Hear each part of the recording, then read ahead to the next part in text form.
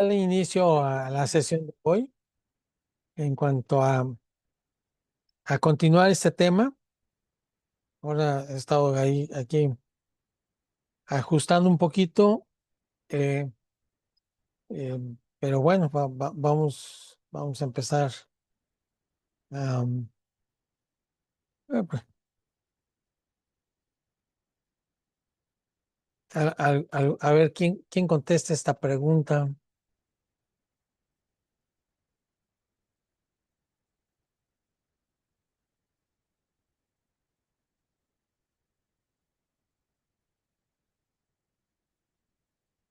A ver, a ver si alguno de ustedes pueden empezar a ver ese.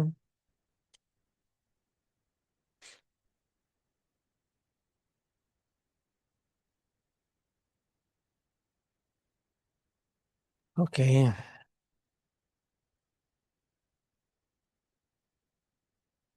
Lo ¿quién se escribimos. anima? ¿Eh? Por acá lo escribimos.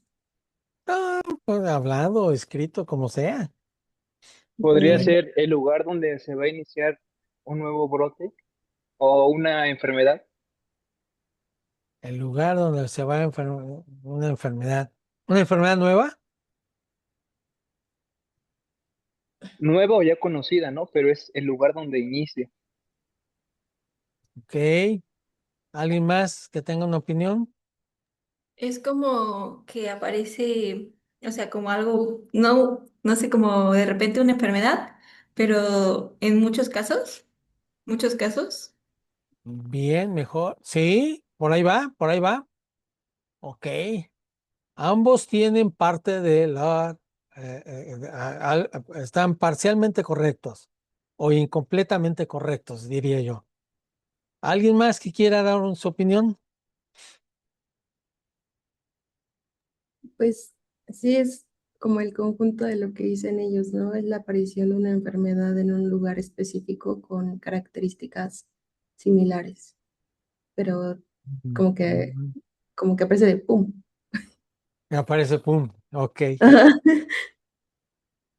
Bueno. Empezando por esto último, precisando, actualmente con los conocimientos que se tienen de las enfermedades, de los factores que producen o conllevan a una enfermedad, principalmente de tipo infecciosa, o sea, que se conocen, pero inclusive no solamente no infecciosas, sino también las no infecciosas. eh, Se puede establecer que sí, desde un inicio o el inicio de las enfermedades, aunque parezcan así de pronto súbitas, en realidad no lo son tan súbitas, aunque a veces no nos damos cuenta. Y bueno, pues empezando con este tema, este eh, es básicamente, vamos a considerar un brote epidémico.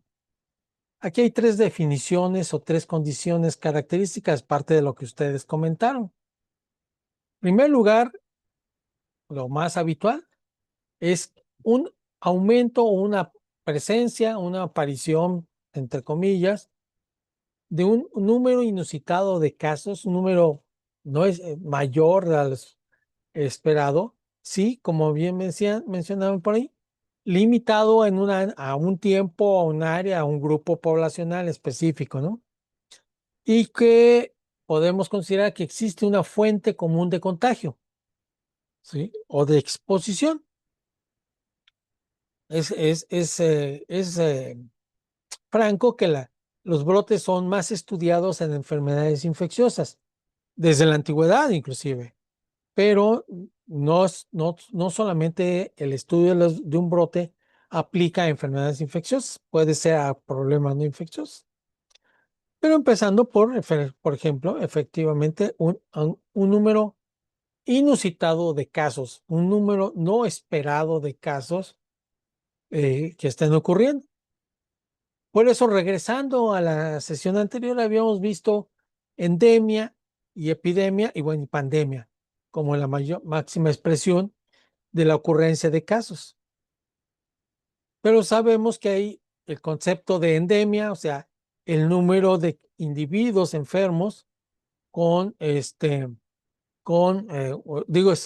presentes con alguna enfermedad en especial, que están ocurriendo de manera periódica en una población, medibles en un tiempo, decir, bueno, generalmente ese tiempo es un año, generalmente, pero puede ser más tiempo o menos tiempo, dependiendo de qué tan rápido también se presentan las enfermedades.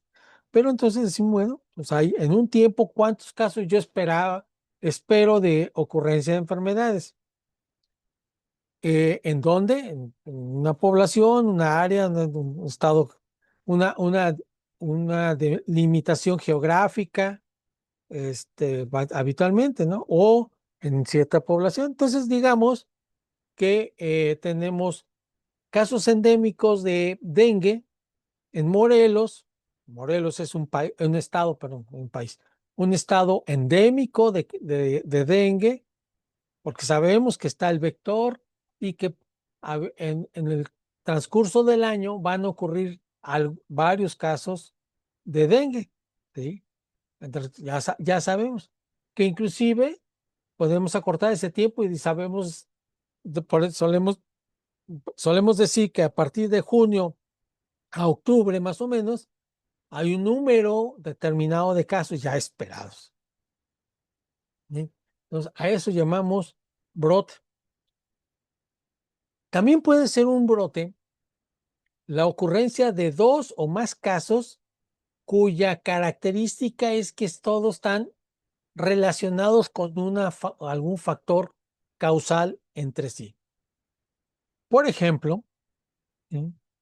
Yo puedo tener un brote epidémico de intoxicación tóxico-alimentaria porque tengo dos o más casos de un cuadro gastrointestinal severo cuyo característica o asociación o relación es que estos dos o tres o cinco o siete casos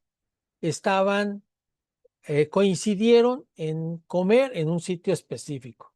Estuve en un restaurante o en una fiesta, que es lo más común, acudieron a una comida y en la comida de pronto varios se empezaron a poner enfermos.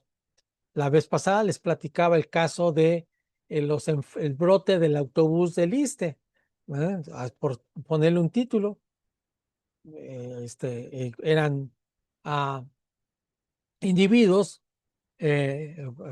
personas, hombres, mujeres que venían en un autobús cuya característica todos eran pensionados del ISSSTE que iban en una excursión, que pasan a comer en un sitio y que varios de ellos, creo que eran 42, no, 38, sí, no, 42 los que iban en el vehículo y enfermaron creo que alrededor de unos 28, ¿sí?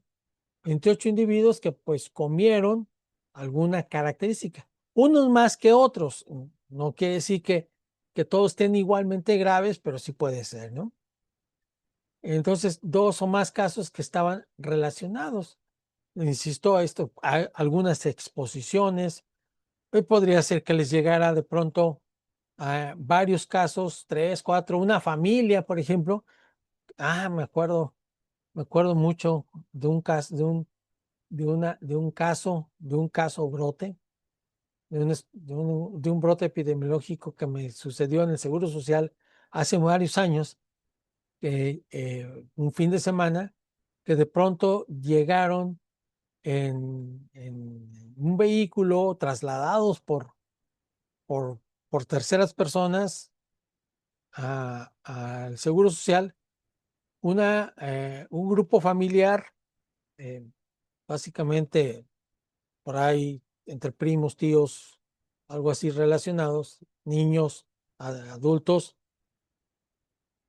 que eran miembros todos de una familia, de estas familias eh, denominadas familias extendidas, porque dentro de pues el perímetro su vivienda, pues conviven prácticamente los dos hermanos o los padres con 2 o 3 hijos, con las esposas, con los nietos, etcétera, ¿no?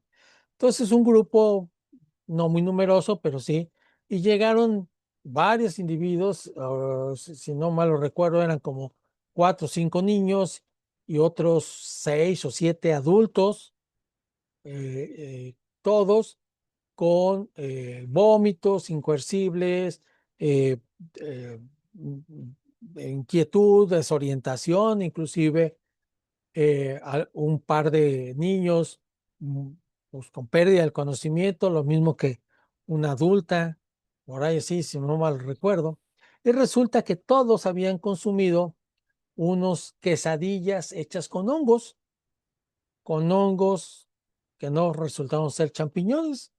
Finalmente era un grupo familiar de Huitzilac, o de no tanto de Huitzilac, sino de aquí rumbo, la salida ya a México por Tetela del Monte, o por ahí donde, ¿cómo se llama? Allá más arriba, Colonia del Bosque, ¿no? Por allá, allá en la salida, y que pues convivían, en fin, en sí, les digo, en el habitáculo y pues obviamente en las comidas y todos. Entonces, si bien no todos habían comido esas quesadillas, sí hubo varios. Entonces, todos ellos tenían pues esa relación epidemiológica de, bueno, estar en el mismo sitio y haber consumido unos alimentos preparados con hongos que resultaron ser tóxicos para el humano. Yo personalmente nunca supe exactamente a qué tipo de hongos se referían. Eh, por ahí entiendo que sí hubo un poco más de investigación por parte en aquel entonces de quien se dedicaba a la parte de la vigilancia de casos en el hospital, en el Seguro Social. Básicamente era bueno, ustedes están rotando no, ustedes están por el ISSSTE. Bueno, lo mismo que están en el ISSSTE, esto lo hacía también en el Seguro Social, ¿no?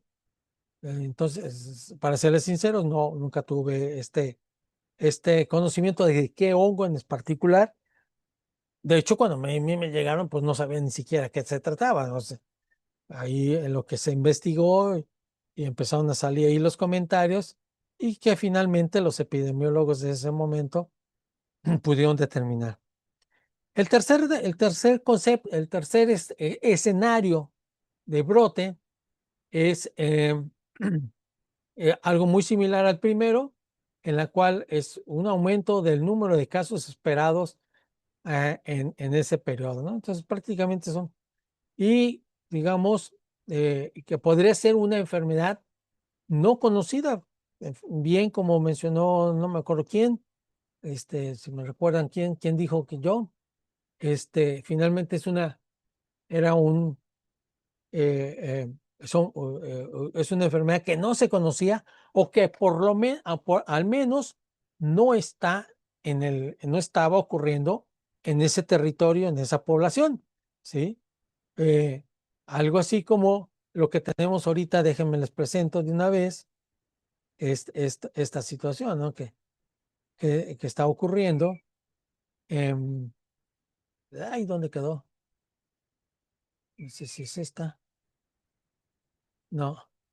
Da, pam.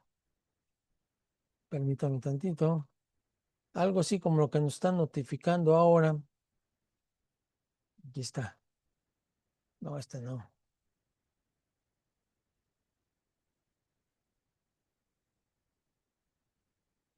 Algo así como que nos está notificando este detalle. ¿Sí? Esto me llegó hoy, salió el día de ayer, día 17 de mayo. ¿Sí? Un aviso. En este momento es un aviso. No es una declaratoria de brote. Es un aviso aquí en México de un virus que no tenemos aquí. ¿Eh? Que no existe en nuestro listado de enfermedades. ¿Dónde ocurre el ébola? ¿Alguien lo ha escuchado? En África. En África, correcto, ¿sí? Es una enfermedad viral altamente contagiosa y altamente letal que ocurre y que básicamente ahorita está ocurriendo en la República Democrática de Congo y Uganda. De una vez adelantándome a este análisis para que no se quede en el tintero, ¿por qué creen que nos están notificando este reporte, este aviso? ¿Por qué nos están mandando este aviso a todos, eh? Esto sale para todos todos los profesionales de la salud, de parte del Comité Nacional para la Vigilancia Epidemiológica, el CONAVE. ¿Por qué se imaginan? Si Mm, normalmente no hay aquí, ¿sí? A lo que yo sé es meramente preventivo porque Por, tiene una alta, bueno, un alto índice de mortalidad y correcto, aparte no tiene como una cura o un tratamiento específico. ciertamente, pero pues aquí no hay. Si fuera dengue, pues diríamos, ah, pues sí, ya lo sé, pero aquí no hay ébola. ¿Por qué entonces nos dice aguas, aguas, aguas? Y todavía inclusive por acá ponen, ay no, identifique previamente servicios médicos destino, siga sus momentos. Ah, no, eso es antes del viaje, durante el viaje, después del viaje. Bueno, ahí son, no, pero viene, no, no es cierto, lo leí en otro reporte, pero pues aquí está diciendo que pues hay que protegerse, usar cubrebocas, guantes, etcétera, medidas extremas de contacto, ¿sí?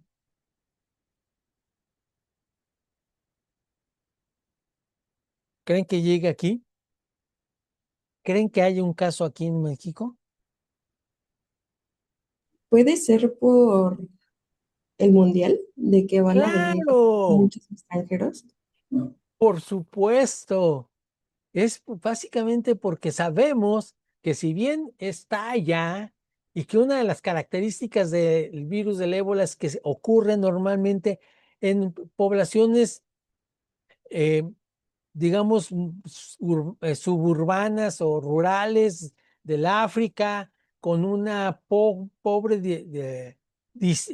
dispersión de los enfermos, con la venida del mundial esto puede cambiar, ¿sí? Y por eso nos dice que existe una posibilidad de importación a zonas, desde las zonas de transmisión, ¿sí? Ahí, déjame a ver si puedo aumentar un poquito este tamaño, creo que sí. ¿Eh? Ahí está diciendo, ¿no? Ojo, tengan mucho cuidado, ¿sí? Porque acá está lo de aislamiento, ¿sí? Tengan mucho cuidado porque los viajeros internacionales que esperamos a partir de creo que menos de 20 días o algo así, los futboleros que me aclaren para cuándo empezamos a sufrir los ataques de los infartos porque no pasó el, el equipo que yo quiero. Entonces tenemos aquí una aviso en este momento, una recomendación, un aviso que está, inclusive esto es a todo el personal y a todas las personas. Digo, cosas similares deberán estar notificándose en otros países, sobre todo de, oye, si vas a ir a México, pues, verifícate, cerciórate que no seas un portador. Pero bueno, muy bien, pues ahí estamos ahorita con lo de el brote. Entonces, ¿por qué es? Digo, entendiendo sí que es un brote, ¿no? Entonces, el virus del ébola no es una enfermedad que ocurre aquí, pero que pues podría ser que casi, o sea, ahora sí que con la identificación de un solo caso, de uno solo de esos casos, sería un número inusual de casos, un aumento de un enfermo que no está aquí presente, ¿no? Entonces, muy bien. Entonces, ¿por qué estudiamos? Entonces, o ¿cuál es la importancia del estudio de brotes, sobre todo de enfermedades infecciosas? Insisto, también se puede dar brotes de enfermedades no infecciosas. Por ejemplo, la picadura de alacrán. La picadura de alacrán es una enfermedad no infecciosa, sí es asociada a un agente biológico, pero que pues podemos tener de pronto un número inusitado de picados de alacrán, pues sí se podría dar. Otra de las causas no infecciosas pues son las intoxicaciones por sustancias químicas, o inclusive la presencia ya en una enfermedad a mayor largo plazo, de pronto de casos de ciertas alteraciones orgánicas no especificadas, lo que ocurre comúnmente cuando hay contaminación de agua, de suelo, de alimentos y que producen daño al organismo por ejemplo, radiación o la presencia de toxinas en el agua potable que se consuma. Por ahí hay una película muy interesante, déjame, no me acuerdo ahorita cómo se llama, a ver si me acuerdo y les digo, de una mujer que se dedica a identificar que efectivamente existe una contaminación de los mantos de agua por eh, una empresa minera y que eh, hace una lucha judicial contra ellos, ¿no? Es algo así parecido, ¿no? Entonces ahí sí podemos tener pues la ocurrencia de casos que dices, no, pues no deben de estar haciendo. Bien, pero bueno, ¿por qué tenemos que estudiar? Bueno, primero, permitir identificar la fuente de infección y o el mecanismo de propagación. El estudio de brotes, más adelante, bueno, los que ya hayan ido a, a rotación, probablemente ya han entrado en contacto con el documento de reporte de estudio de caso. O sea, reportar algunos padecimientos ya de manera específica que permitan identificar de dónde viene, cuál fue la posible fuente de contagio, cuáles fueron sus contactos alrededor de él para producir la enfermedad. Entonces, más o menos permite entonces el estudio del brote conocer cómo fue ese mecanismo. Segundo, porque permite implementar las medidas de control necesarias para minimizar el daño. Indudablemente, los casos presentes puede haber inclusive defunciones por la ocurrencia de un brote, pero lo importante es implementar acciones que controlen el brote, controlen la enfermedad, minimicen el daño, ¿sí? Salvar vidas en ese sentido, ¿no? Tercero, identificar a la población que está en riesgo o ha sido o expuesta a conocer quiénes pueden estar o ser susceptibles, ¿sí? Por ejemplo, ahora con el sarampión, ¿verdad? ¿Qué población estaba en riesgo? Pues aquella que no tenía vacuna.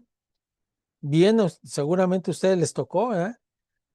Vacunar a todos mayores de 15 años y menos de 39 años. Bueno, después lo subieron a 49, este, porque se consideró una población de riesgo para ocurrir. ¿Cómo llegaron a esa conclusión? Pues porque el estudio inicial de los brotes que estaban ocurriendo en México, en Chihuahua, que fue el primer puente, después Zacatecas, les dijeron, ah, caray, la población que está enfermando de sarampión es población de este grupo de edad y la característica es no tener incompleto el esquema de vacunación, ¿sí? Igual, en ese sentido es la identificación de qué factores de riesgo, ¿sí? Pues resulta que pues, no está vacunada, ¿eh?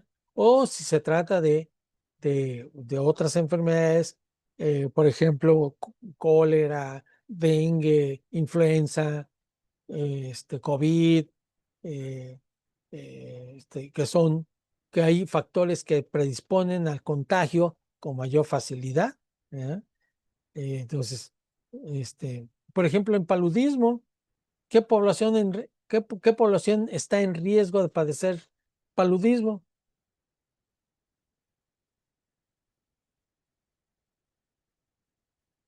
¿A quién han estado identificando? ¿Existe paludismo en Morelos? A ver, Sí, ¿no? no, no hay paludismo en Morelos. No hay casos de paludismo en Morelos. ¿Sí? Pero sí tenemos población que puede estar en riesgo, inclusive de padecerla y de transmitirla, que son donde sí hay paludismo. Pues hay en Oaxaca, hay en Chiapas, hay en Tabasco. Y la gente que viene de ahí, sobre todo de Oaxaca, a Morelos con fines de la zafra, el corte de caña, ¿sí? Viene a levantar la cosecha y es población que puede ser portadora de, de paludismo, ¿sí? Y presentar la enfermedad. Entonces la población expuesta. Muy bien. Entonces, hasta ahí, ay, menso. Espérenme tantito, ya me salí. No era la intención. Oh, que la canción. Este, ah, ustedes disculpen, no sé qué hice. Es que tengo varias ventanas abiertas. Ya, ok. Preguntan, ¿qué es un canal endémico?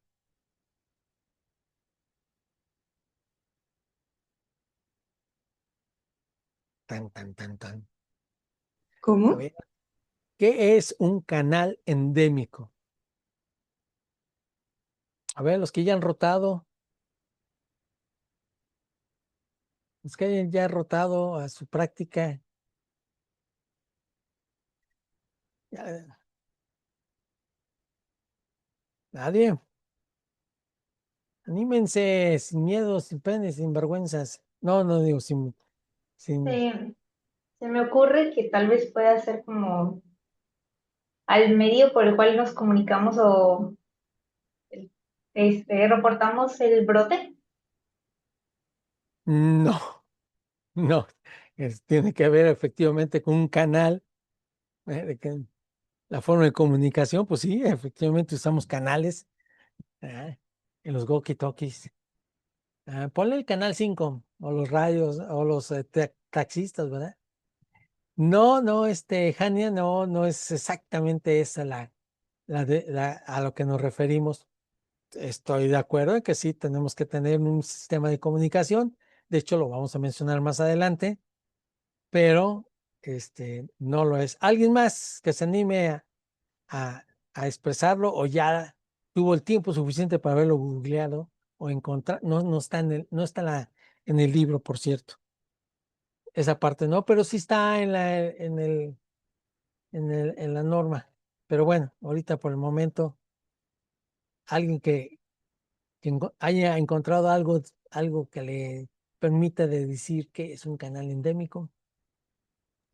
Es la comparación de casos actuales de una enfermedad con los antecedentes de esa misma enfermedad en el pasado. Ok, bien, Samantha, es correcto. Sería esa la definición. Esto es un canal endémico, ¿sí?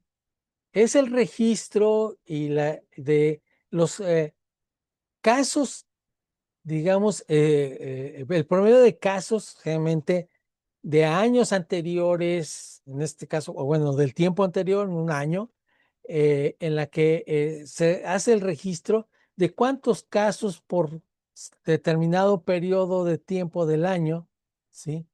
Espero ver por como la ocurrencia endémica. Decíamos, las enfermedades que son endémicas en una población, oye, todos los años ocurren X número de gripas, X número de dengues, un X número de picados de alacrán, un determinado número ya conocido de ¿qué otra cosa? ¿Qué otra? Influenza, COVID, cuadros gastrointestinales, hepatitis A, hasta piojos en la cabeza. Ya sabemos más o menos cuántos van ocurriendo. Eso es lo que más o menos establece un promedio, un número esperado de casos durante el periodo, ¿sí? El periodo de tiempo en donde se van determinando, ¿no? Entonces, por ejemplo, en este gráfico, en este canal, pues más o menos se tiene una ocurrencia mínima en enero, febrero, en abril empieza a subir un poquito, mayo más, junio más, julio va subiendo, todavía hay aquí por acá un pequeño descenso, pues otra subida, ¿no? Perdón, debería irme por esta, ¿sí? Entonces, digamos, y tenemos, digamos, un cuartil, 2 cuartiles, 3 cuartiles, dependiendo, ¿sí? De un cuartil, 2 cuartiles, 3 cuartiles. ¿Cómo llegué a esto? Pues básicamente sabiendo años anteriores cuántos casos para cada día, para cada mes, ¿sí? Y fui poniendo ahí pues pues sí, un promedio, estimando un número, y esos son los números de casos esperados para esa región, para esa población, para esa área geográfica, ¿sí? Puede ser diferente para otras, sí, definitivamente, pero generalmente pues así se construyen con los antecedentes de la ocurrencia de la enfermedad en otros tiempos, ¿no? En tiempos anteriores. ¿Cuánto tiempo atrás? La mayoría de las veces son un promedio de 5 años previos, pero va a depender mucho también de la ocurrencia de la enfermedad. Si es una enfermedad rara que ocurre en pocos casos por allá, probablemente se alargue más tiempo esta ocurrencia. O si es una enfermedad que tiene demasiados casos, una rápida presentación, generalmente entonces se va manejando. Los canales endémicos, entonces, no, puede ser una sola línea, digamos, una sola curva, o puede ser, como en aquí lo estamos viendo, dividido en cuartiles, partiendo desde un nivel que hay pocos casos, un nivel donde hay los casos más comúnmente, donde ya hay un incremento sustantivo de casos, ¿sí?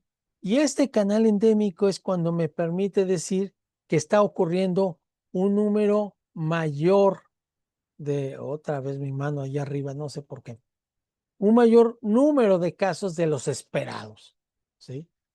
No es lo mismo que yo espere 2,000 casos aquí en agosto, septiembre, de acuerdo a este gráfico, vean aquí el número de casos. Digo, oye, 2,000 casos en agosto, no, hombre, pues, porque en octubre, mira, 2,000, no, todavía está inclusive mejor, hay menos casos. A que ocurran 2,000 casos en enero, febrero, marzo, abril, mayo, todavía junio, ¿sí? Donde decimos, ay, espérate, hay muchos más casos de los que yo esperaría ver, ¿sí?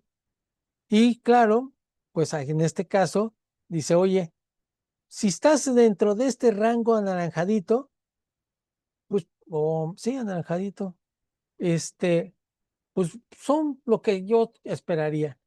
Oye, hay menos casos. Ah, caray, hay algo pasó que hizo que disminuyeran los casos esperados, que hay menos casos de los esperados.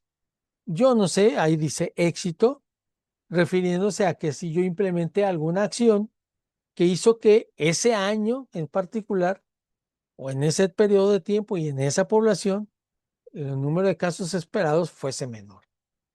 O también la posibilidad de que haya más casos de los que tengo aquí esperados, pero todavía dentro de un rango que ya había estimado como posible, ¿sí? Pero que al mismo tiempo me dice, ojo, cuidado, te estás pasando, algo está ocurriendo, pon atención, ¿sí? Está elevando. Ya vieron que este gráfico, pues sí es un año, de enero a diciembre, con un incremento sustancial entre agosto y octubre, noviembre. ¿Cómo a qué enfermedad podría aplicarle? ¿Alguien que me diga?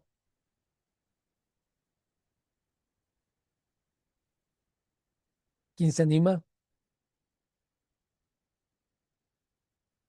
Tan, tan, tan, tan. ¿Cómo qué parece? Influenza. Perdón, Johan. Ah, influenza. 7 de febrero a La noviembre. influenza.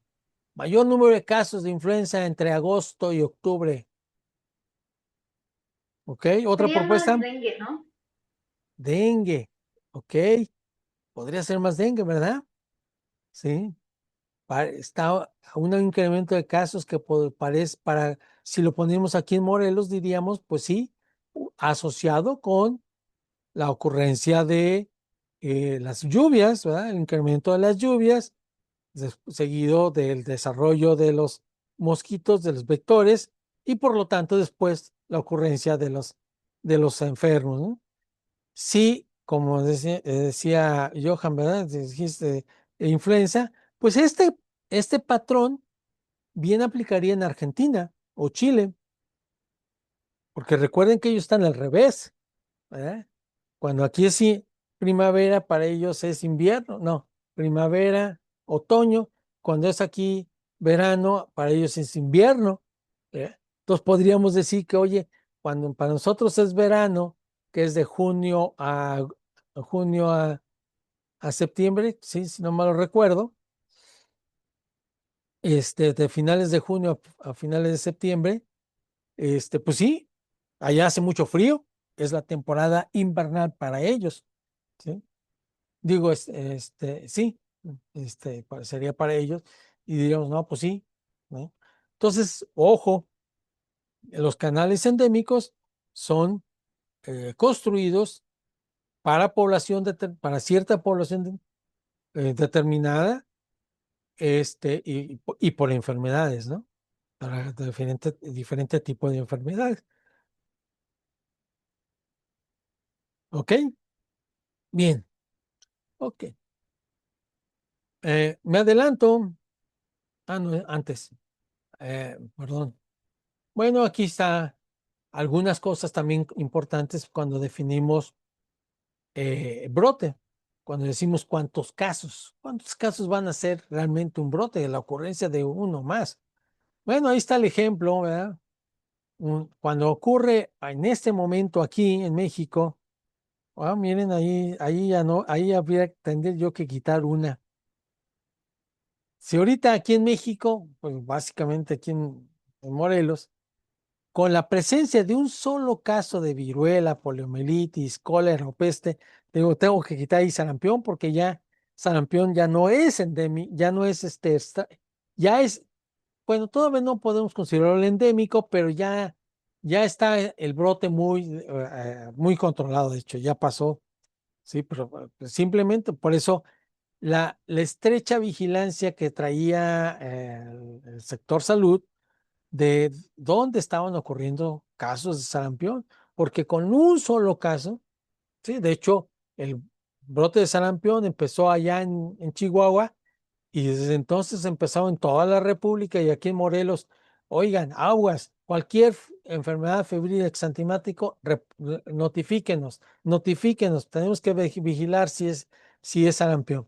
Pues ese es el caso, ¿sí? Entonces, viruela, bueno, con un solo caso en cualquier parte del mundo va a ser un brote. ¿Por qué?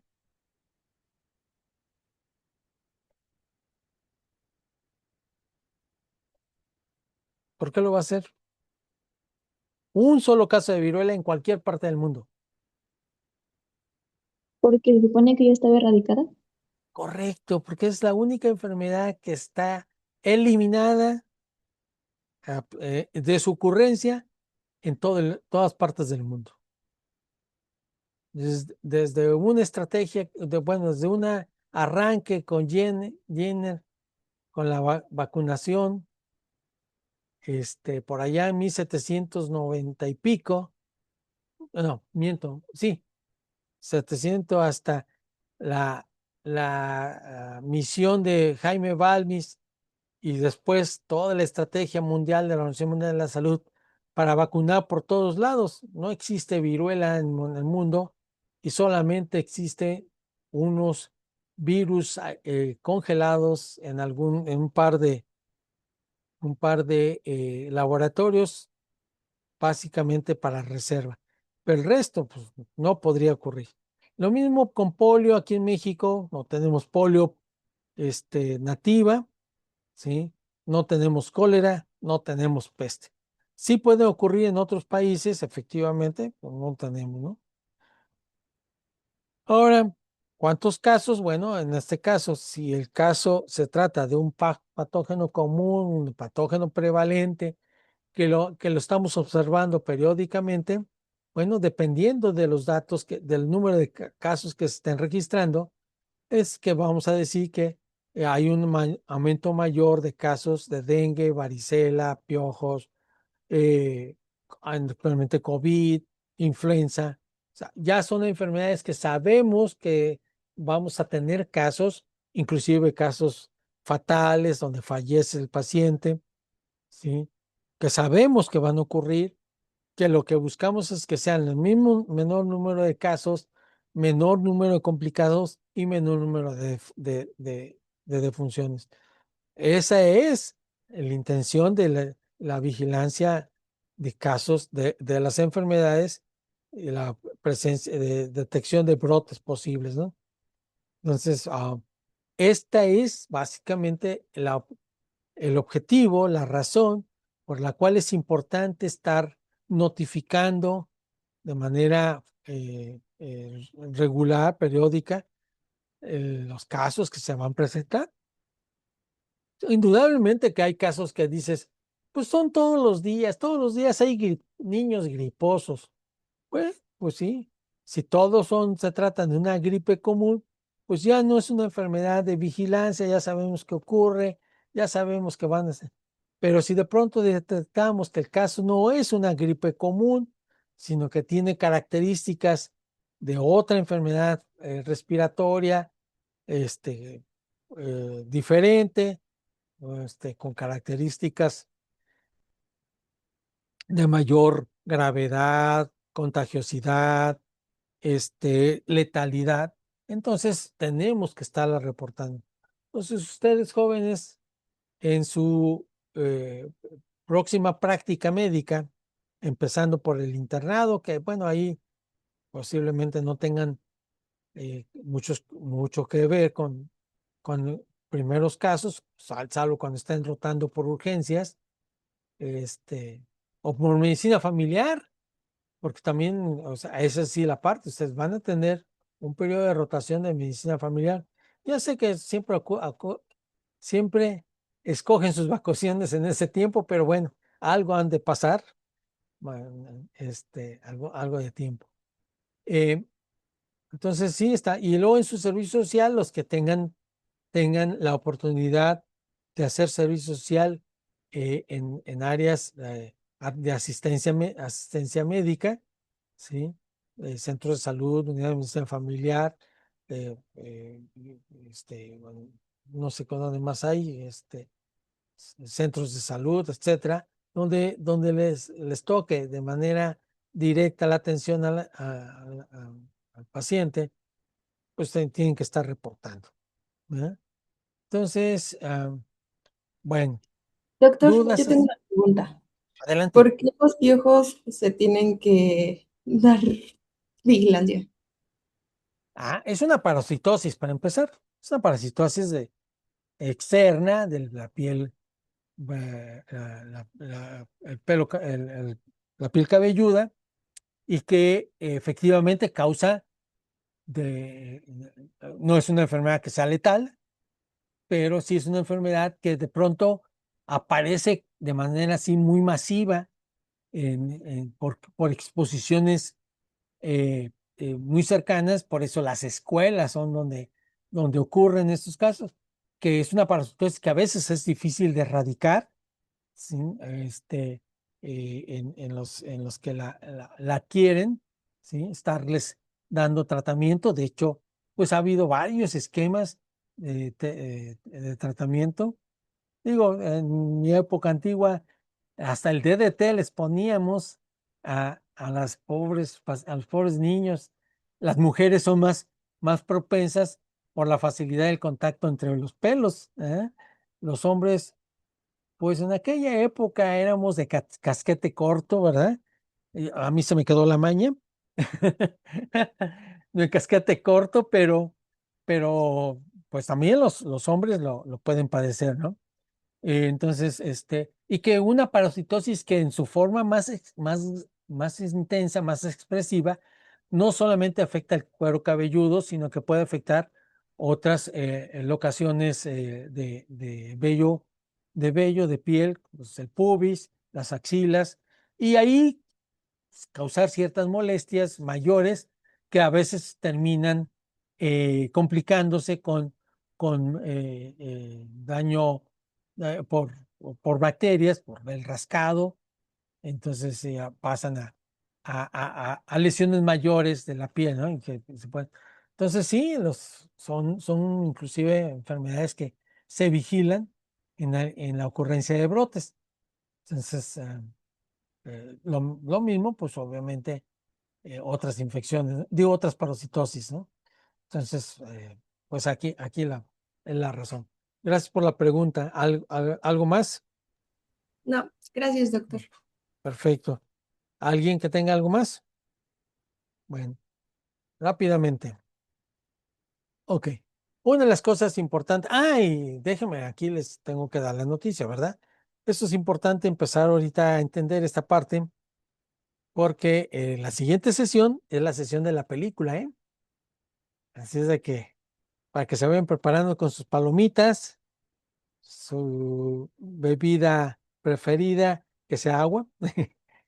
No vayan a agarrar la cerveza, ¿verdad?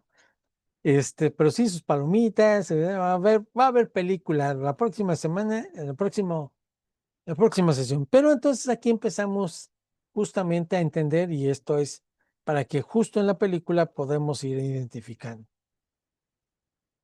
Es lo que se conoce como una definición de caso, ¿no? ¿Quién va a ser el caso reportable? El caso que vamos a decir que tiene la ocurrencia de la enfermedad que estamos sospechando, considerando, vigilando que está ocurriendo, ¿no?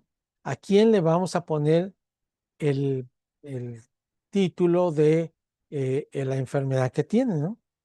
Entonces, en primer lugar, bueno, está el caso que es ese individuo de la población en particular que en un tiempo definido de enfermedad está bajo estudio de tener la enfermedad en interés, ¿sí? Una enfermedad en interés epidemiológico, ¿sí? Todos los enfermos son un caso, ¿verdad? Indiscutiblemente. Todos, sea cualquier enfermedad.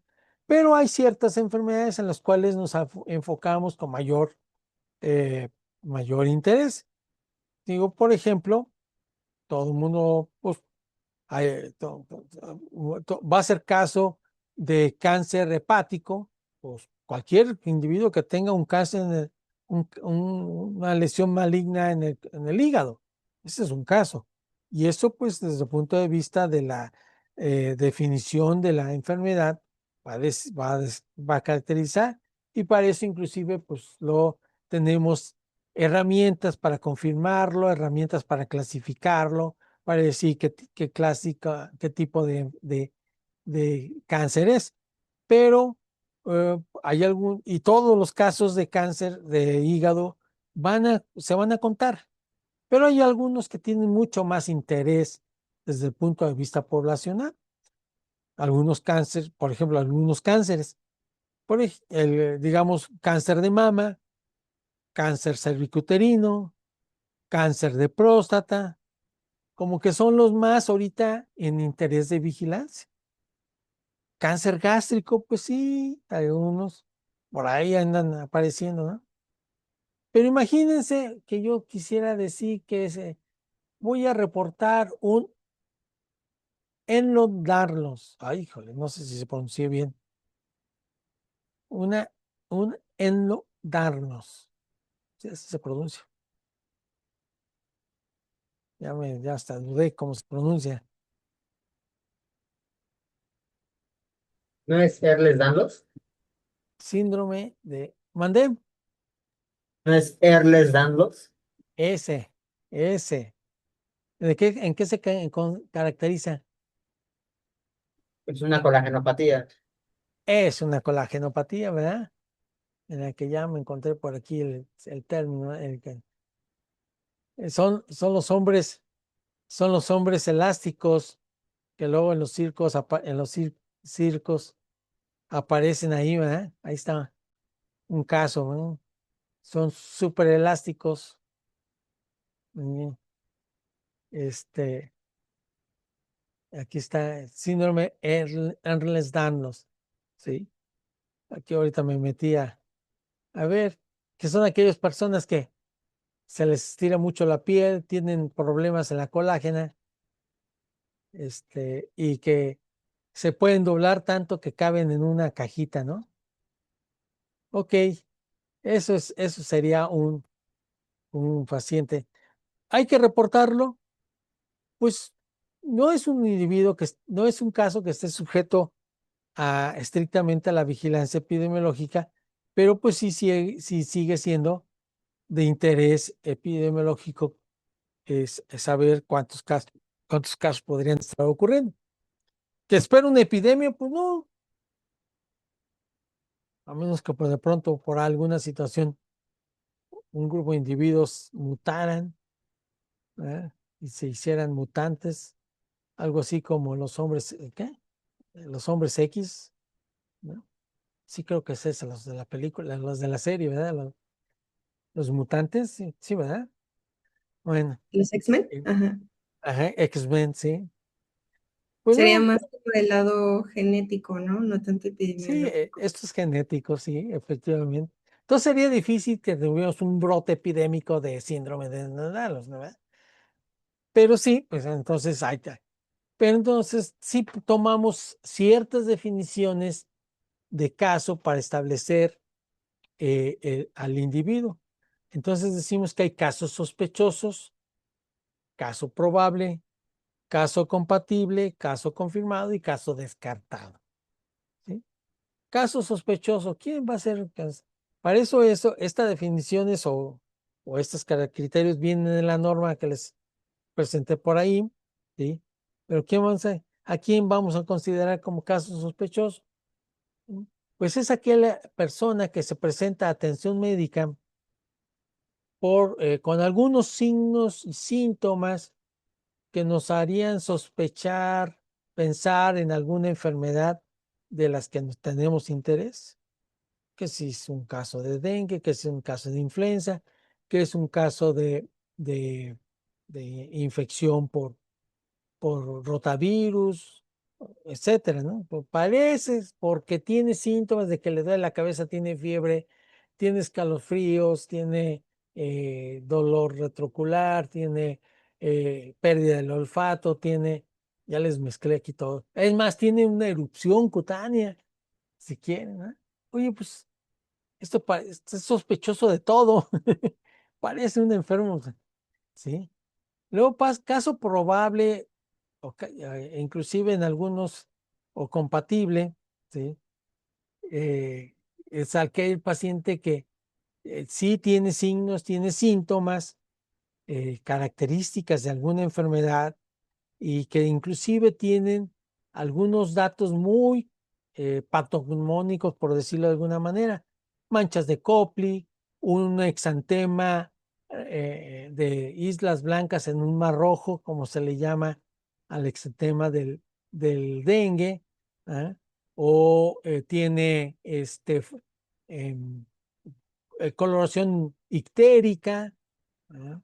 O tiene eh, presión baja, o sea, nos va definiendo algunas características específicas ya de una enfermedad. Tanto, por eso es caso probable o compatible, ¿sí? Para una enfermedad. El compatible en algunas bibliografías es aquel que tiene una posible relación con una exposición o una relación epidemiológica, una asociación epidemiológica, como decimos. Oye, resulta que que el cuate venía en el mismo autobús donde todos los pacientes tenían diarrea. Él no tiene diarrea, pero sí tiene dolor de cabeza, náusea, vómito, pero no tiene diarrea. Bueno, pues es compatible con el mismo cuadro, a lo mejor traía otra enfermedad, ¿no? Parecida, ¿no? Entonces, caso confirmado. Caso confirmado es que aquel caso sospechoso, probable o compatible, dependiendo del estadio, ya lo he confirmado con alguna de las pruebas establecidas para la confirmación de casos, ¿sí? Que pueden ir desde pruebas rápidas como hacemos en el dengue o en la influenza, o no en el dengue. Sí, en el dengue, en la influenza, en el COVID, pues le pedimos pruebas rápidas de detección de antígeno para el virus, ¿sí? El exudado nasal que hacemos para decir, pues, tiene positividad al antígeno, ¿no? O pruebas más específicas como son estudios de PCR, de presencia de proteínas virales, bacterianas también, y que hacemos una PCR, o inclusive pruebas moleculares más específicas, como por ejemplo cuando hacemos para la tuberculosis, ¿eh?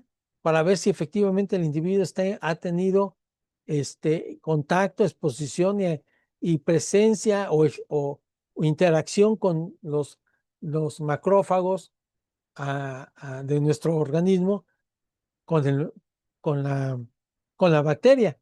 Entonces, que tenemos ahí pruebas moleculares específicas que nos permiten decir que efectivamente ese paciente tiene datos de exposición, presencia, contagio por el agente en estudio, ¿no? Y por el contrario, aquel que sale negativo a esas pruebas de confirmación se considera como un caso descartado, ¿no?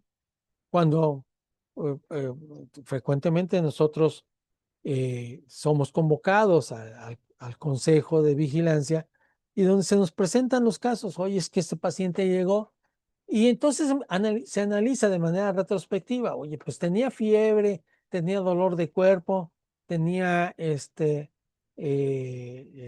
de 39 grados, cefalea, mioartralgias, pero y tiene una prueba positiva tiene un IgG positivo para hepatitis A.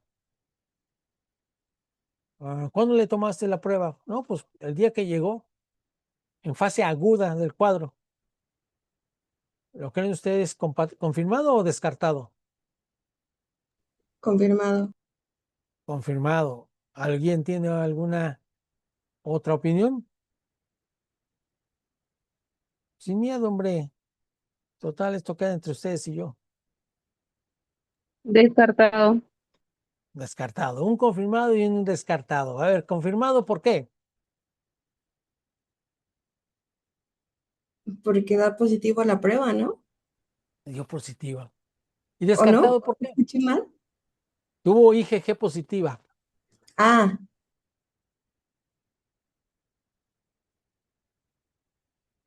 Tú dices que es confirmado porque tiene una IgG positiva.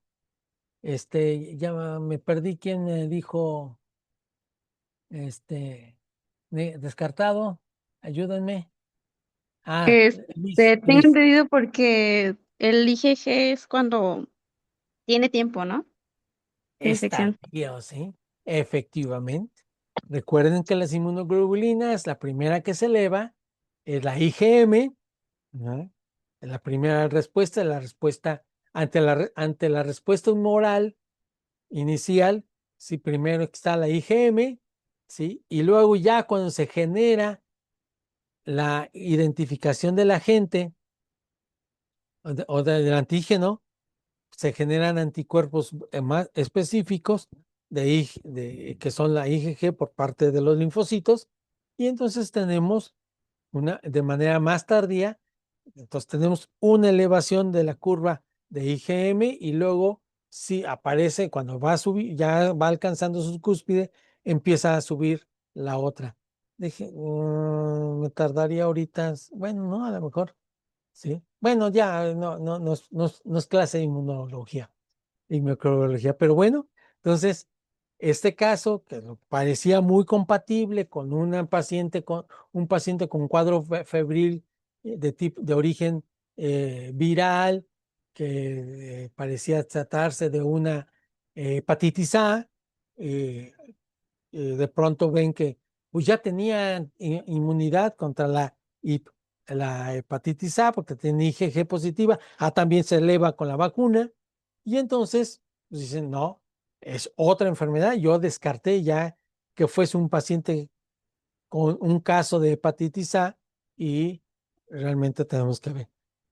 Ahí en Classroom yo les puse un manual, el manual, creo que es el más reciente, sí, creo, sí, es el más reciente porque ya está moradito, o lila, o no sé qué color es el de la actual gestión administrativa gubernamental, pero ya les puse yo ahí las definiciones operacionales de caso para todas las enfermedades pues, que están bajo vigilancia epidemiológica. No sé si ya tuvieron ahí la oportunidad de verlo, de revisarlo, de ver, están, si no todas, digo que yo creo que la mayoría de las que tenemos en vigilancia es porque inclusive ya aparece COVID, aparece ébola inclusive, así es de que sí están muchas de las enfermedades que pueden ustedes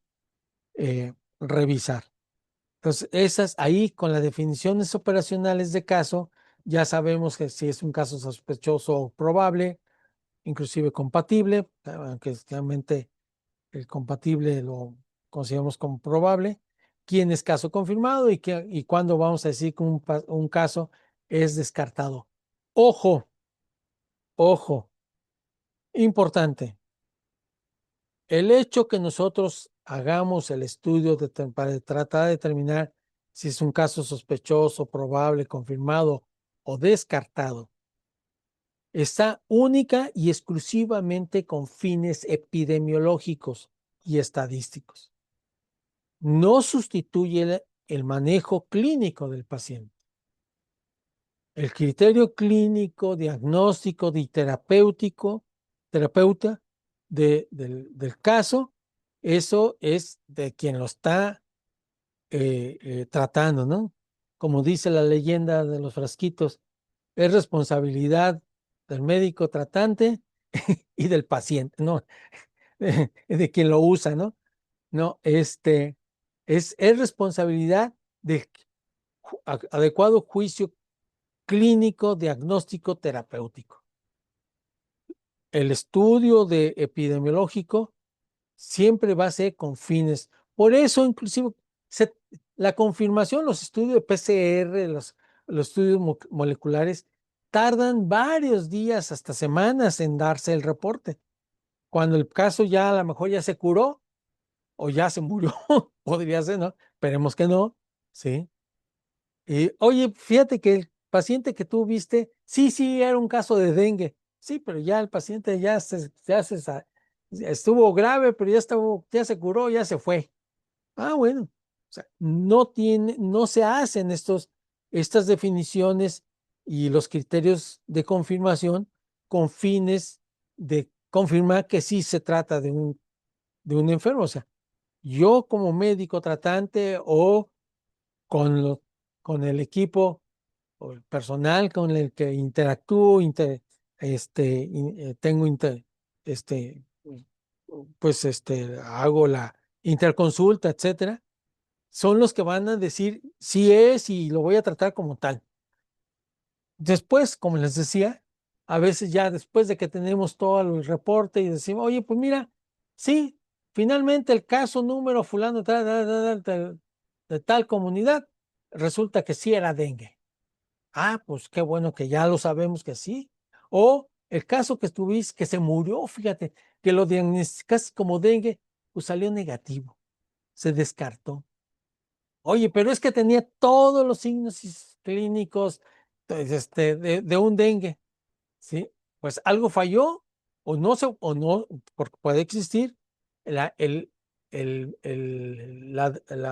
la toma de la muestra para la de confirmación en tiempo y forma diferentes a lo que se señala la guía de vigilancia. Si de pronto, oye, pues yo tengo un caso de dengue, tengo como 20 días aquí, no, pues ya todas las pruebas ya van a salir negativas porque pues ya está en fase de convalecencia, ¿sí? No es un caso agudo. Inclusive si ustedes ven la guía que dice para dengue, para COVID, para influenza, la detección del NS1, que es el antígeno, tiene que ser en las primeras 24 o 48 horas de iniciado el cuadro, no de que llegó al hospital o a la clínica, ¿sí? Bueno, pues, desde la semana pasada estoy con gripa y dolor de cabeza, me dio gripa, me dio temperatura, ahorita ya me siento bien, pero como no quiero ir a trabajar, vengo por la incapacidad. No, eso no pasa, ¿eh? Olvídense. Pues sí lo ven, o o sea, pues ya le hacen la prueba y va a salir negativa, ¿eh? Entonces, no. Entonces, esto es definición de caso, ¿sí? Definición de caso. Y hay otro elemento importante, y con esto creo que voy a terminar. Hay otro elemento que es el tipo de caso, ¿sí? El tipo de caso en donde tenemos básicamente tres tipos. Un caso que llamamos caso índice, un caso primario y un caso secundario. Caso índice, ¿sí? Es aquella persona que la que, como el índice del dedo, señala, ¿sí? Está señalando, oye, este individuo es el que nos avisa que está ocurriendo una enfermedad sujeta a vigilancia. Este paciente tiene dengue, este paciente tiene cólera, este paciente tiene hepatitis, este paciente tiene un cuadro gastrointestinal. Nos está indicando que está ocurriendo una ocurrencia, una enfermedad que estamos vigilando, ¿sí? Y que puede constituirse en un brote. ¿Por qué? Pues, bueno, ahorita más adelante, ¿sí? Es el que llega y dice, chin, pues vengo porque empecé con náuseas, vómitos, diarrea, y fui a comer a las carnitas de la 3 de mayo. Caso real, ¿sí? Entonces, ese señala que está, ¿sí? El otro caso, ese llega a los servicios de salud la mayoría de las veces, aunque puede tratarse inclusive de un caso detectado a nivel forense, ¿sí? Una defunción por algunas características y que de pronto nos dice, alerta, alerta, este individuo no alcanzó a recibir atención médica, pero sí a ser analizado por un área de la salud, en este caso medicina forense. La mayoría de ellos son individuos que llegan a un centro de atención, cualquiera, ¿eh? Cualquier lugar, desde un dispensario, un consultorio asociado a farmacia, una unidad de medicina familiar, un centro de salud, o ya no le llaman centro de salud, ahora les llaman, acuérdenme, ya se me olvidó, bueno, o un servicio de urgencias, ¿no? Entonces, ese es el individuo que llega con la enfermedad. El otro tipo de caso es el caso denominado primario. Este caso primario es aquella persona que inicia en el brote. Es el primer caso que se puede identificar portador de la enfermedad en la que un caso primario puede ser el caso índice, sí. Sí, el caso primario se enfermó y bueno, fue a un hospital y desde ahí empezó a detectarse, oye, este paciente trae una hepatitis A. Ah, ¿de dónde viene? No, pues fíjate que es se me olvida su nombre, es el que vende ahí en la cafetería de la Facultad de Medicina. Bolas, es el que prepara los alimentos. Ah, ¿cómo se contagia el hepatitis A? El calor. ¿Eh? ¿Por el calor? Por la vía fecal. vía oro fecal, ¿verdad? O Mm. fecal oro, ¿sí? Por el consumo de alimentos o agua contaminada, ¿sí? Había fetal, por heces, ¿no? Alimentos mal digeridos. Entonces, o la salmonelosis, ¿no? ¿No les he platicado de Mari salmonela? No, ¿verdad? Ya se los platico la próxima porque no nos va a dar tiempo ahorita de terminar esto. Y me interesa mucho que entendamos estas últimas dos láminas. Entonces, caso primario es aquella persona primera que tiene la enfermedad. Puede suceder que ese caso primario no alcance a llegar a un hospital, ya sea porque se curó, cosas que pueden suceder, o, o se murió, ¿eh? Y se murió, no recibió atención médica, no se alcanzó a detectar, ¿verdad?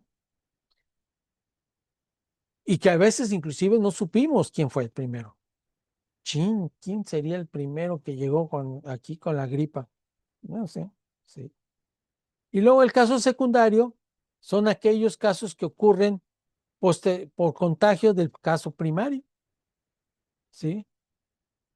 En los cuales existe un periodo de incubación, de contagio entre la ocurrencia del caso primario y los del caso o los casos secundarios, dependiendo de la capacidad de contagio que pueda tener el agente, ¿sí? Va a depender, ¿sí? Entonces, un caso primario va a contagiar a un secundario, ¿sí? Y ese secundario se puede convertir inclusive en caso índice. Quizás el primario no llegó a la atención, no requirió, no alcanzó, ¿sí? Contagió a otro y a su vez se presentó al servicio de salud convirtiéndose en caso índice, ¿sí? Al caso primario también se le denomina caso cero, ¿sí? Caso cero. Y después de ahí, caso 1, caso 2, caso 3, por el contagio, la cadena de contagios. Muy bien. Preguntas, dudas, comentarios, ¿sí? ¿Seguro? Muy Ninguna. callados hoy. Ninguna. No estén callados. En el libro aparece una pequeña, pero también parte, para que ustedes puedan leerlo. Si no mal lo recuerdo, la página, ¿qué página es? 66, ahí abajo creo lo alcanzan a ver. Investigación de brotes, bueno, viene desde arriba hablando un poquito de fuentes de información, pero aquí empieza a lo que sería una investigación. Les pido que echen una leída en particular, digo todo, pues todo eso, pero en particular estas partes, ¿sí? Hasta aquí, de hecho es muy pequeño. Aquí está caso sospechoso, caso probable, caso confirmado, ¿sí? Entonces, le den una leidita en estos rubros también. ¿Por qué? Porque les voy a proyectar esa película. Es una película pues, no muy vieja, pero pues todavía no hay inteligencia artificial en ella. Y ya les platicaré por qué la he escogido y siempre se las pongo a los alumnos. Sé que hay muchas otras, pero una de las cosas que les prometo, aquí no hay zombies. Aquí no aparecen zombies ni aparecen héroes. Así es de que, este, este, por eso es una película interesante. Es película, tiene algunos, como cuando se hace película El Señor de los Anillos o hacen película el Harry Potter, pues hacen violaciones a la secuencia y a veces se toman ciertas libertades los directores de películas para que sea película, ¿verdad? Si no, pues sería muy aburrida, ¿verdad? Este, así sucede con esta película también. Hay algunas violaciones que ya les comentaré posteriormente. Entonces, la propuesta es que dentro de 8 días, la película dura aproximadamente 1 hora 80, no, 1 hora, 1 hora, son 90, 1 hora 90 digo, en total son 96 minutos aproximadamente. Entonces, es 1 hora y un poquito más de media hora, hora y media, perdón.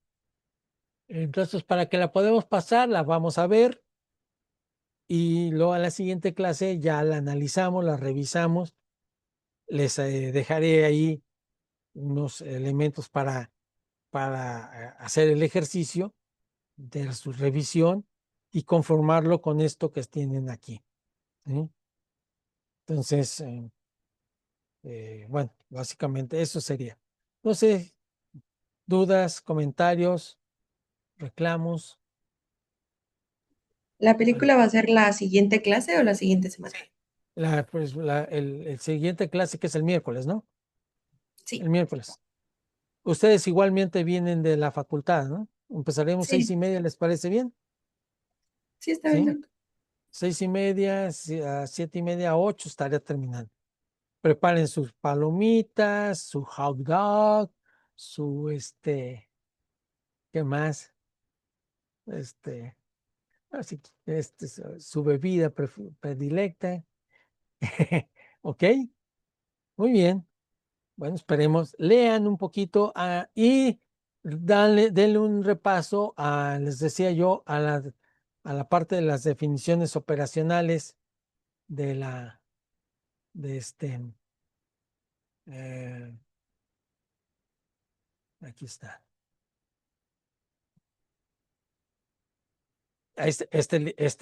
Perdón, no es para leerlo de corridito, sino para consultar dependiendo de qué enfermedad estoy buscando, ¿verdad?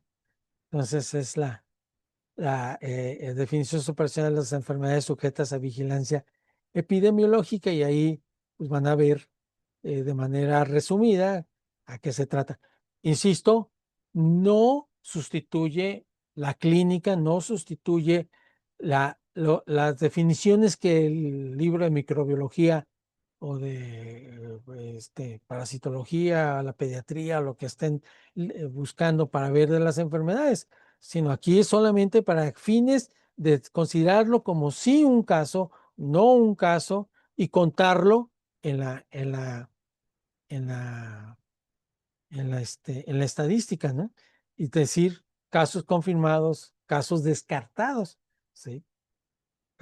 Ya, bueno, ya les presentaré también un poquito sobre el sarampión más adelante, pero por el momento así lo dejamos. ¿Ok?